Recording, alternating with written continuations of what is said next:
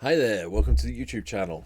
So, as you know, in about 2 weeks' time as I record this, we have a brand new Commander Master set releasing, and alongside that we have 4 Commander decks that are coming that have the majority of the new cards included in them. One of those Commander decks harkens back to an old school creature type, which obviously, as you know, is Slivers. And Sliver Gravemother is the new legendary creature that's leading it, because there's one Sliver that's kind of key in any Sliver deck that's on the reserve list and never will be reprinted, which is Sliver Queen. But I figured today, just for a bit of fun at the end of the week, I'd go through my own Sliver deck. Those of you who've watched my channel for a while know I have a real thing for dragons. There was a video earlier in the week about dragons. And the first actual prec-con commander deck that I ever bought was the Dragon one, which I still have in its entirety, never changed, it still sits there. But the first deck I built out of my own collection was Slivers. And I figured today I'd go through it because I've kept the Sliver deck going on MTGO. I haven't played it much recently, but I still have it there. I have it in the background. I'll probably try and pick up a Sliver Gravemother at some stage to add into the deck. But I thought for today, I'll just go through the deck I've got at the moment, and obviously it's old school, so I don't know if there's going to be any new Slivers in the new deck, because as I record this video, those deck lists haven't been released, but it makes me happy just to go through something a little bit old school. So here we go. Obviously, for my deck, my general, or commander, sorry, is the Sliver Queen herself. Warburg, 7/7, then you pay 2 mana and make a 1/1 colourless Sliver creature token. I love this card. I'm lucky enough that I'm old enough to have been playing when Stronghold first came out, and I have got at least 2 copies of this sitting around. One in my commander deck, one sitting in my folder of goodness that I keep kicking around. That one day may be traded away, but not at the moment. But anyway, so yeah, Sliver Queen leads my commander for the online version for MTGO, and then this is what the rest of the deck looks like. The lands are pretty much what you'd expect. Every single dual land. I have played one of each basic, just so we're clear on that, because I think it's always worthwhile having the basics in. But I've also got in one of each of the new cycling lands, from Streets of New Capenna and going back in time to Ikoria. They're all in as well. And then World Trees hit in from Kaldheim, Unclaimed Territory, Secluded Courtyard, just to help us fix all the mana. I'm also playing Field of the Dead in here. This is just me because I was trying to make a way I had something coming into play occasionally. I'm quite happy to drop Field of the Dead, and this will be one of the cards I probably cut, assuming there's a new Sliver based land in the commander deck when it comes out online in a few weeks' time. As for the ramp side of it, a little bit on the normal side for me on MTGO. Mox Tantalite, Soul Talisman, Soul Ring, Arcane Signet. That's it. Don't really need that much ramp in the deck. We've got a few other bits and pieces that'll come out. And this is very much like my real life deck as it stands at the moment, with these 2 in, plus the Soul Ring and Arcane Signet. There's no real need to play anything more than that, because you haven't got, apart from the actual legendary Slivers in the deck, everything else has either got 1 mana symbol or 2 mana symbols in it of different colours, so it's pretty straightforward to get this through, and it works quite well. So, the Slivers themselves, I think it's worth having a look at some of these, because there's a couple of key ones I think are worth pointing out that really do make this deck win for me. Sidewinder Sliver isn't one of them, but they're the 1-drop ones, so it gives you Slivers flanking. Gale Rider's kind of key, so it gives all your Slivers flying. That's a real bonus one. Screeching Sliver, it's just another 1/1 Sliver to a certain degree, but you can mill, and if you've got stuck behind a moat or protection spell or something or other, you can mill all your players, your opponents out if you need to. Excuse me, sorry. This one gives everything first strike, which is actually quite nice with this deck, especially if things get bigger. And then Elixir of Immortality lets us shuffle everything back in once it's been killed off. Sentinel gives us Vigilance. Sinew gives us a +1/+1, which is kind of key. Diffusion makes everything very hard to kill off. This was a new one that came in from M15 going back in the day. And yeah, costs all the removal spells cost 2 more to kill off your Slivers, so it's worth having this one in. Winged is just a more expensive one that does flying.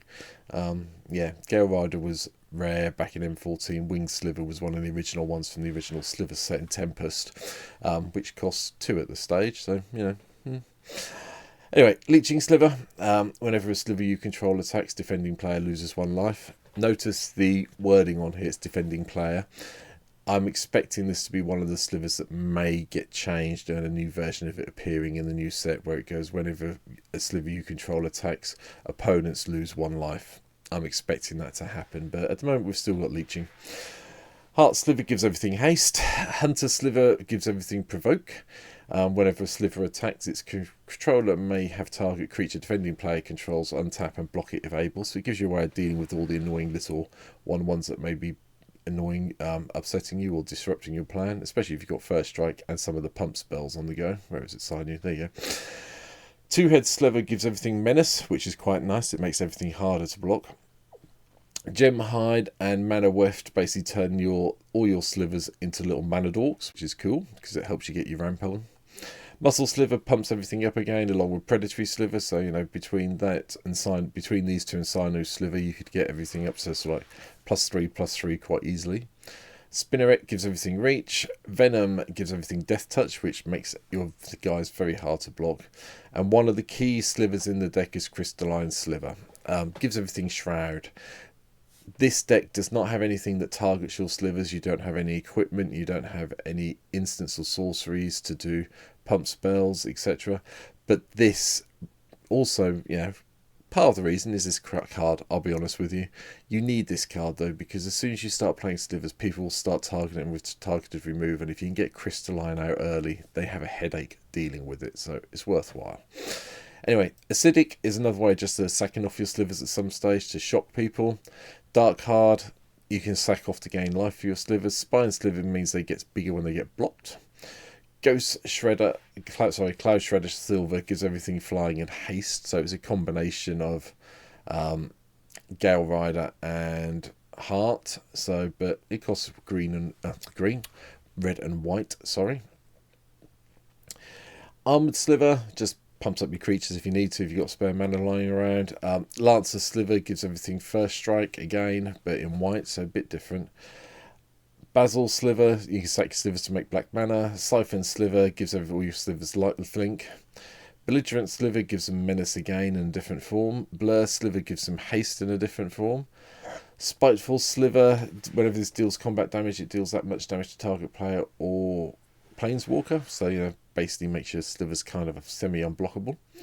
Horned Sliver gives them trample. Tempered Sliver goes, whenever this creature deals combat damage to a player, put a +1/+1 counter on it, which is very nice. Necrotic Sliver just blows the world up for 2 mana and sacrificing a Sliver. Lava Belly, when this creature enters the battlefield, it does 1 damage to target player or planeswalker and you gain a life. That's nice. Harmonic blows up all the artifacts and enchantments. And then Herald's Horn makes them all cheaper to cast. You know, Herald's Horn in any tribal deck's always good. Same with theirs as Incubator. I put this in to make everything even more cheaper to cast. Again, if you cast, this one's not so bad, unlike when I was talking about this the other day. Naming Slivers on this is basically going to have you quite happy ahead, because no one really plays Slivers tribal. But there's one Sliver I just skipped over here, and it is Shadow Sliver. This is the card you need to keep in your hand until you are ready to win the game, because no one has ever played shadow creatures against me on MTGO, and no one really seems to remember about playing shadow creatures in real life either. And it basically gives you a way to Alpha Strike and just get through everyone's blockers. Now, I have to say, it's a difficult card. It's not a difficult card to cast, obviously. It's, 3 mana, one of which is blue for a 1/1. That's fine. But it's a difficult card to get the timing right on, because you need to be at a point in the game where you can literally cast this and Alpha Strike all your other opponents off the board. The reason I say that is unless you've got a way of sacrificing this off after you've cast it, because you've got something like Necrotic Sliver in play, for example, you have no ability to block the retaliation you'll get if you haven't killed your opponents. So bear it in mind. It can be done. I have done it. It is good fun when you do it, because everyone just swears at you, especially in the chat on MTGO. You get lots of little stars. It's quite funny. But if you're playing this in real life, just be wary of that you need to time it perfectly to do this. So I'm just putting it out there. But it is a good card, and it will win you the game if you're clever with it. Anyway, moving on from there. Watcher Sliver pumps all our creatures' toughness. Bone Splitter pumps all our creatures' power. Cleaving Sliver just pumps is another version of Bone Splitter, which is quite nice. We have 2 ways of pumping up on our power. And then Path of Discovery, just a way to get lands into play. We can do the exploring thing. Is really quite nice. So yeah. Up to the 5 drops. First Slivers chosen gives everything exalted, which is it's okay if you only want to attack 1. Reflections of Liturjari. Whenever we cast our Slivers, we get to draw a card. We get a copy of them, which is very nice, especially if we start doing the Sinew Sliver tricks with it. So bear that in mind. Synchronous Sliver gives everything vigilance. Patriarch's Bidding. Nice way to get all your Slivers back from your graveyard when they've been killed off. Unless, you know, you shuffle everything back in with the Elixir of Immortality. But you can just keep doing it. It's quite cool. Thorncast Sliver. Whenever this creature attacks, it deals 1 damage to any target. Kind of key in this deck. Might Sliver pumps all our creatures by all our Slivers by +2/+2, and Vivian Reed lets us dig down. She's like the Sliver Queen, well, version of a Sliver Queen, I should say. She digs down to find the Slivers for you that you may need, or a land you may need. So she's the only Planeswalker in the deck. You can take her out if something good turns up in the new set when it comes out to replace her, but at the moment she's staying put in here. Then I have 1 of each of the current legendary Slivers. So we've got Hive Lord to make everything indestructible, Legion to pump them all to ridiculous levels when you have this in play, Overlord to search out those Slivers and then gain control of Slivers. Notice if anyone's playing anything like Shapeshifters against you, you can nick them straight away. And the first Sliver, everything gets cascade then, which is just silly because you're cascading this into this into this, and it gets really stupid really quickly. Over in the 6-drop land, Constricting Sliver. Whenever this creature enters the battlefield, you may exile target creature an opponent controls until this creature leaves the battlefield. So, you know, repeatable O-rings, always good fun to target the creatures. Battering Sliver gives everything trample in a different way. We've got Megantic Sliver that gives everything +3/+3, including itself. So 6 mana for a 6/6 that pumps your teams. Pretty, very good, much damn good. And finally, Ground Shaker Sliver is just another way of giving everything trample. I run this deck out every so often just when I want to break and not to really engage my brain. I love playing the Slivers. I'm really hoping that there are new Slivers that come along when we see the Sliver Grave Mother. And I'm really looking forward to seeing the deck list when it comes out. So hopefully we'll see that obviously before it releases. Am I going to buy it in real life? Don't know. Might just try and pick the cards up on MTGO as singles, and then singles as well from my friendly local gaming store. But that's it. I hope you enjoyed my little quick introduction to Slivers today. If you have, please hit the sub button if you aren't subbed already. I'd really appreciate it. I'm sitting at 216 as I record this. I'm desperately trying to get up to that new target of 500 that YouTube has set. So if you can sub, I'd appreciate it. And, you know, recommend it to your friends, get them to do it as well. Really help me out. Hit the like button if you've enjoyed the video. And if you hit the dislike button, leave me a comment and tell me what you didn't like, you know, and tell me what else you would like to see in the future.